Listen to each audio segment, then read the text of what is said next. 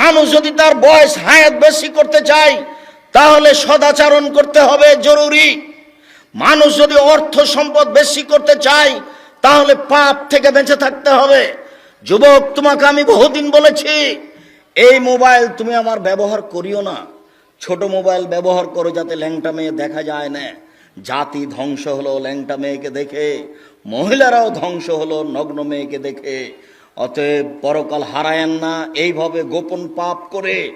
বিচার একদিন হবে এইভাবে, তখন কঠিনভাবে ঠেকে যাবেন, রক্ষা করার কেউ থাকবে না। বিপদ নেমে আসলে কেউ রক্ষা করার থাকবে না। সেই দিন আপনার একমাত্র বাঁচার পথ হবে আপনার নিজস্ব কর্ম, আপনার নিজস্ব আমল। কেউ আপনার পক্ষে সাড়া দিবে না। সম্মানিত দিনী ভাই বোন, আপনার পক্ষে সাড়া দেওয়ার মাত্র 4টে জিনিস আছে।